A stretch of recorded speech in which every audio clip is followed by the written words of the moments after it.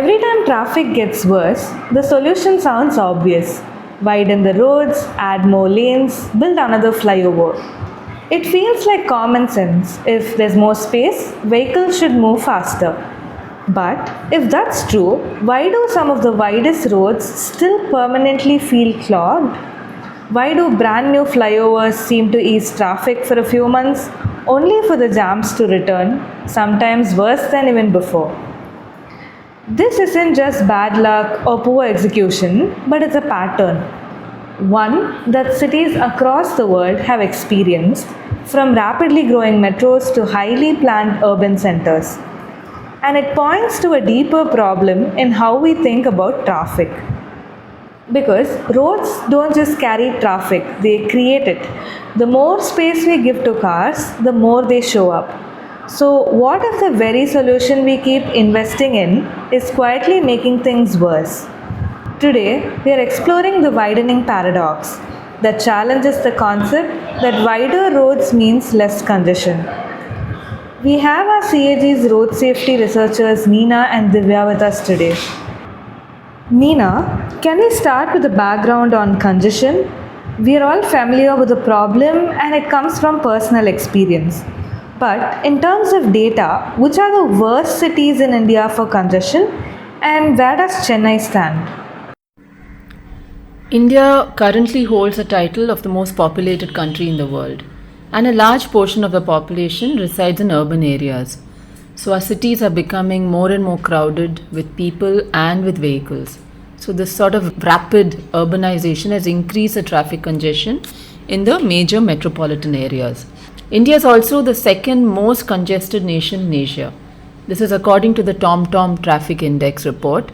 And Chennai ranks as the 7th most congested city in India and occupies the 23rd position in the world.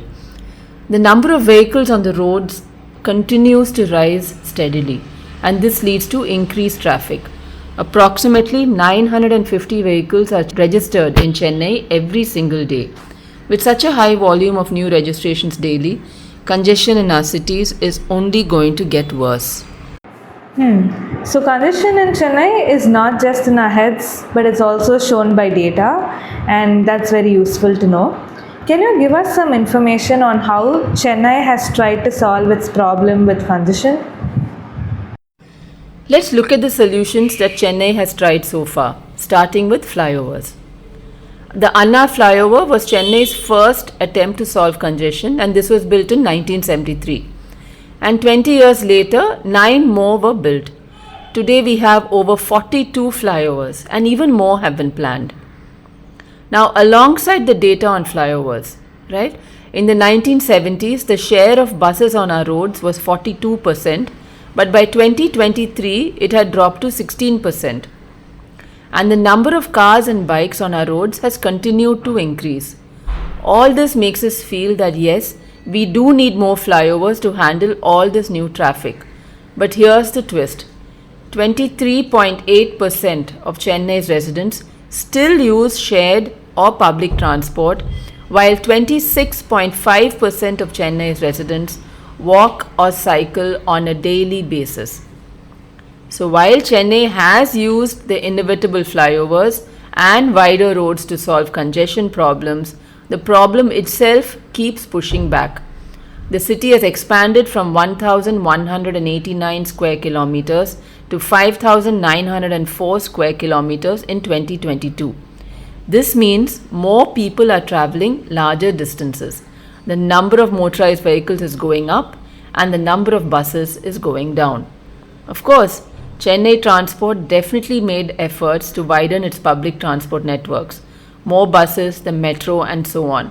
But these are still not robust enough or reliable enough to keep pace with the increased demand. Adding more lanes or building flyovers sounds like a clear fix. But why is it that cities with really wide roads still struggle with congestion? Does adding lanes actually invite more cars onto the road? Yes, road widening or adding a lane also feels like a good idea to reduce congestion. But have you noticed that even widened roads gradually fill up with traffic and become choked all over again? This phenomenon is known as the Braze paradox. The increased space on the road to hold more vehicles leads more drivers who would have otherwise taken a different route to get on to this new, more spacious route. Initially, the road seems faster and traffic free, but this is a temporary fix only. For example, let's take a look at our OMR road. Even though it has many lanes, and even with the new addition of a flyover, the traffic congestion still happens a lot near the intersection. Even though certain stretches feel faster, you will eventually end up getting stuck somewhere on the road. This is a well known fact, and one that several other countries around the world will attest to. Korea, for example. The 6-lane Samil Elevated Expressway in South Korea. This was built way back in 1976 as a solution to easing up traffic congestion. However, this became plagued by even more congestion, causing air pollution as well, and the decline of markets that once thrived in that area. In 2003, the city demolished the expressway and they restored the stream that was running under it. And then they constructed 22 small bridges across the stream to enable movement. Now, this actually improved traffic conditions. People started driving on other routes and the traffic was spread across different parts of the city rather than getting concentrated in one area. This radical step also positively impacted cyclists, pedestrians, and the use of public transport that led to a more people-friendly space. So, widening roads also brings in additional challenges to pedestrians. It makes crossing harder for them because of the sheer width of the road. The roads also become very dangerous as a wider carriageway psychologically encourages higher speeds. At times, footpaths are narrowed or removed to make way for additional lanes, creating a very dangerous environment for pedestrians and cyclists. This further increases the number of people wanting to be on motorized vehicles just to be safe. Thus, every road expansion, every new flyover is just the start of a vicious and unending congestion cycle. When you look at places like Singapore or many European cities, their traffic is organized very differently compared to us. So, how does our mixed traffic worsen our congestion? So, places like Singapore, Amsterdam, Hong Kong, or any other European countries are all people centric or pedestrian oriented cities. They are not car centric, they do not have a high private vehicle ownership, unlike our Indian cities. They prioritize on strengthening public transport and pedestrian infrastructure rather than focusing on private vehicle ownership. Pedestrians, cyclists, public vehicles, and private vehicles all have different speeds and needs. So, when everyone is forced to share the same space, it creates a very unpredictable and inefficient environment, and it also creates dangerous road conditions that are prone to accidents. So, yes, more organized street can carry more people rather than a chaotic one. Some experts say congestion is impossible to build our way out of. Is traffic actually a sign of too many cars rather than too little road space? Absolutely. Many experts agree that traffic congestion is a primary sign of too many cars on road, and it's not simply a lack of road space. The core issue is that once the demand for more road space is met, the demand just goes up. It's a common demand and supply problem that can never be quenched. The tried and tested solution, therefore, is to focus on alternatives like strengthening public transport system and pedestrian infrastructure. At the same time, increasing tax on private vehicles and creating more stringent policies that will help us curb the use of private transport. When there are proposals for widening roads or building flyovers, what questions should the public ask about the project? Firstly, the public needs to stop treating bigger roads and flyovers as development. They need to actually ask which problem the project aims to solve.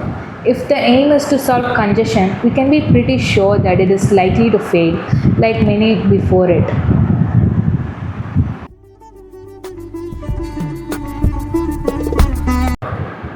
So, the real question is not about how do we fit more cars on the road. It's how do we move more people efficiently? Because roads aren't just about vehicles, they are about people trying to get to work, school, home, and everywhere in between. And when we design cities around cars alone, we end up moving fewer people less efficiently while using more space, more money, and more time. For over 40 years now, Citizen Consumer and Civic Action Group has been working to protect citizens' rights in consumer and environmental issues and promote good governance processes including transparency, accountability, and participatory decision making. This podcast series, Studio CAG, like our work itself, will cover various areas of interest to the average citizen and consumer. Follow us on our social media pages CAG Chennai, whether on Facebook, Instagram, Twitter, Threads, and LinkedIn, to keep yourself updated of both social and environmental news. Our website www.cag.org.in and our YouTube pages will also have lots of information which might be of interest to you. Until we meet next time, goodbye.